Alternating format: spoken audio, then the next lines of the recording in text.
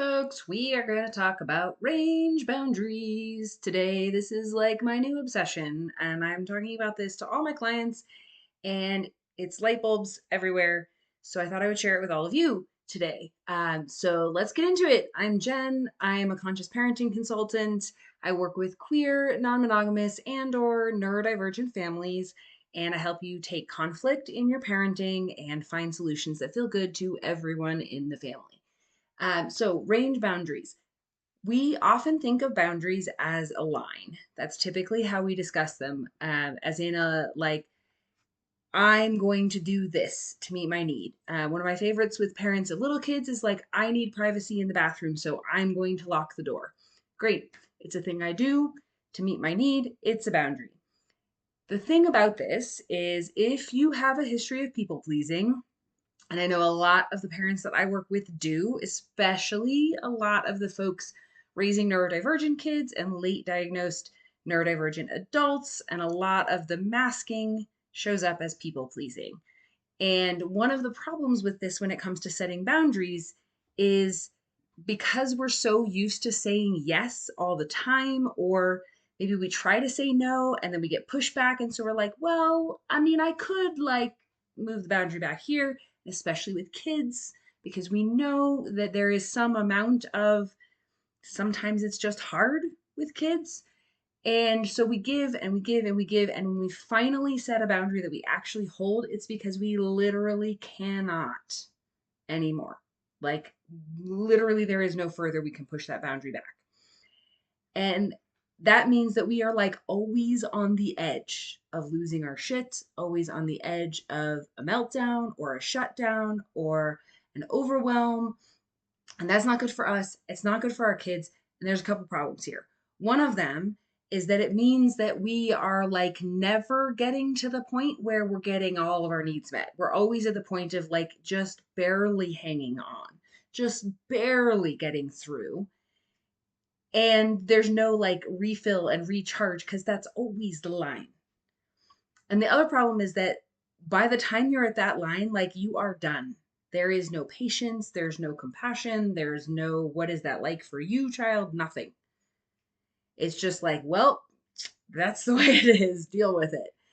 And what our kids really need in order for us to have boundaries where we can stay in connection with our children through them, where we can have the boundary and have the relationship feel good, is we need to have room for their experience of it, their feelings about it. That does not necessarily mean moving the boundary. That doesn't mean if they're upset, we're wrong to have a boundary necessarily. It doesn't mean we give them their way, but there needs to be some room for the compassion of that's hard for you, or you weren't expecting that, or that's not what you wanted to hear, and of how difficult that must be for you, or what that must feel like for you, because that kind of empathy is where we connect. So that's a lot of drinking from the fire hose. If those pieces are confusing to you, I have other videos talking about the boundaries and what do we do if somebody doesn't like a boundary, and how do we stay in connection through a boundary, and all of those things, because this is like literally my life. I talk about this constantly. We can also work together if that's something that would be helpful to help you figure out how to do that in your life. What I want to talk about really is about what we do instead of the line. Because what I talked about for years with people was like, well, you just take that line and you move it further out. You move it to a place where you still have something left over. You move it to a place where you're not completely depleted, where you feel good about it, where you have room to listen to what that experience is like for your child. Great. Problem is, when you've been people pleasing your whole entire life, you try that and you're like, I think this is where it would feel good. This is the distance at which I can love me and you simultaneously, and I will feel good. And then something happens. Maybe the something that happens is a child has a meltdown. Maybe the thing that happens is somebody gets sick, and you're like, well, while they're sick, I can, there's some wiggle room. Yeah, as there should be, right? Of course, life circumstances require some flexibility and adaptability. And pretty soon we're all the way back at the but I just can't anymore. And I'm depleted and I'm overwhelmed and I'm burnt out. So what we actually need is two boundaries and the range in between. And that's what we're talking about. So the back end of the range is that I just can't anymore. I'm going to slam the door in your face. I've got nothing left. That's the back end. And we want to stay away from it as best we can. And also know that, especially with challenging life circumstances or challenging kids, it's going to happen sometimes, and giving ourselves grace as well for when we get back to that line, that we learn and we adapt and we change the plan for the next time. So the other end, the furthest out end, is like the very first moment that it starts to feel a little bit uncomfortable. The very furthest away that you're very first, it's coming on your radar of like, I'm not a fan of this. That's So then we have this whole big range to work with. That's why we call it a range boundary. Anywhere in that range is acceptable. So we can call that your zone of acceptable. You could say, no, we're not going to do this. All the way out here. And if your kid's like, oh, okay, sure, done, boundary set, furthest out point of the range of acceptable, right? And anywhere in that would also be okay. Maybe not ideal, maybe not 100% perfect. I think most of us know that are parenting challenging kids. If you're here watching these videos, that's probably you.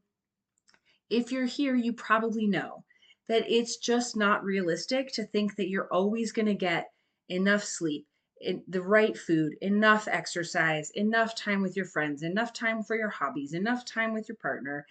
It's just not realistic that you're going to have all of the cups full at all of the time.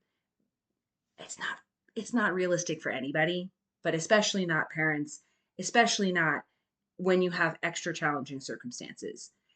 So when we've got this whole big range, anywhere in there would be not necessarily ideal, but good enough. Good enough to be like, yeah, I'm mostly okay. So that leaves a big range in which you can negotiate with somebody else's needs or with things that happen in life. So maybe on a relatively easy day, the negotiation lands, somewhere further away. And maybe on a day when somebody's sick or having a really tough time, or they have a super stressful test tomorrow, and there's some wiggle room, right? We can adjust and still stay within that zone of acceptable. This is also a place where you can like work together explicitly with somebody else and say, here's my range. What's your range? Where do they overlap? And there's a lot better chance that you're going to find an overlap that feels good to both of you if you both have a range. If you're like, nope, here's my one and only line, and the other person is like, ooh, but that doesn't match my one and only line, then you're going to have a conflict about it, right? Whose line do we go with? And instead, if you've both got a big range and you're like, oh, look, we overlap. It might be a small overlap, but if there's an overlap, then it's mutually acceptable. So, example, because I feel like this is a lot of words, a lot of theory. So, yesterday, I have a 10-year-old. 10-year-old is certainly old enough and capable enough to do some simple household chores. 10-year-old does not want to do chores. I don't want to do chores. Like, who can blame the kid, right? Nobody wants to put laundry away. And sometimes these things have to happen, right? So, yesterday, we're at home all day. It's like the day to get stuff done around the house. And I'm looking ahead and I know this week coming up is going to be nuts. There's not going to be a lot of time for catch up. So, I'm going to set myself up well by getting some things done, right? So, and my kiddo was telling me like, I want you to build Lego with me. I want to play a game together. A lot of ideas, right? And I'm going like, ooh, like I've got some things I need to get done. How is this going to work? So the line in the sand boundary, the line in the sand boundary could look a couple of different ways. It could look like me, doing the things he wants to, playing with him, connecting with him, filling his cup, giving him what he's looking for until I get to a point where I'm like panicking because it's evening and I've got hours of work and I haven't started on it and I know it's going to stress me out all week. And I finally get to the point where I'm like, stop, I'm gonna do my and slam the door, emotionally speaking, slam the door. That's one way of having a line boundary. And it doesn't feel good, right? It might have felt good all day until the point where I slam the door, and then that doesn't feel good. And if that happens over and over again, he's going to learn to be always looking for the other shoe to drop. When we're connecting, when we're having a nice time together, he's going to always be on alert for when is that slamming door going to come, because he doesn't know, because I have not told him that it's coming. So on the other end of that, I could be like, no, you're going to go do your laundry. You're going to put your clothes away. You're going to load the dishes, and then we'll talk about having fun today. And I could also make that a line in the sand, right? I could also say like, and if he pushes back, taking away your tablet, we could make that miserable, and then we could just fight about it. And then, we could have resentment, anger, talking past each other, and a lot of conflict in the relationship. So instead, what actually happened is that he's telling me all these things he wants to do. And I'm telling him, honestly, look, there's a lot of things that need to be done around the house. And I don't realistically know if I have time to do all of that work that needs to happen by myself and do these things that you're saying are a priority to you. So here's my range, my boundaries. These things need to happen today. The dishes need to get loaded, your laundry needs to get put away, a couple of other little things, right? We've got all day. So plenty of time, at least in theory, right? And then he's got a bunch of things that also take a bunch of time and are priorities to him.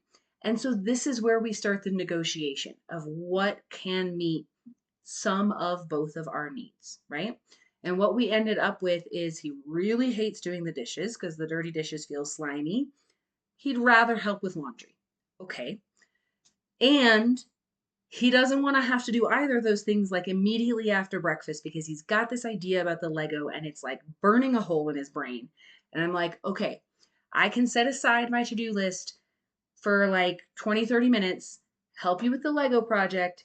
But I'm, again, honest communication. I can't set it aside for long enough to play a whole game also because it's going to be there in my head and I'm going to be getting stressed about it when I want to be focusing on doing something together with you. So we ended up with the agreement 20, 30 minutes, built the Lego, and then I loaded the dishes while he put away the laundry, and then we played a game, and it was lovely. The whole day was lovely because we had this space to negotiate within. There's a lot of options that would be acceptable to both of us, and if I was picking like my ideal, it would have been that we get the stuff done and then we do the fun stuff. That way my stress is gone, right? And if he was going to pick his ideal, it would be we do all the fun stuff and he never does any chores, right? And so we found a place that was mutually acceptable because we both have a range and we have a lot of practice at having this kind of communication. It will not look like that if you have a 10-year-old and you have 10 years of history without practicing this. So I want to name that first. It takes some time and some practice and some growing. It probably also takes some individual growing. For example, in that situation, I know part of what prompts me to want to do all the list stuff first and then the fun stuff is that I grew up having it very thoroughly ingrained in me that you only play and you only rest when the work is done. And the work is never done when you're a parent. And I have done a lot of work to unpack that and unlearn that so that I am now much more able to say, that's the brain gremlins telling me that I need to do the whole list first. And in reality, I know that I can play this space of a little bit of fun and a little work and a little fun and a little work. So I hope that's helpful. Think about your range boundaries. If you have questions, feel free to comment or to email me. If you'd like some help sorting the boundaries and the conflicts in your own home, hit me up because this is what I do. I love it. It makes me so happy to see your families thrive and to see the connections grow and to see the conflict dissipate. So I look forward to seeing you the next time.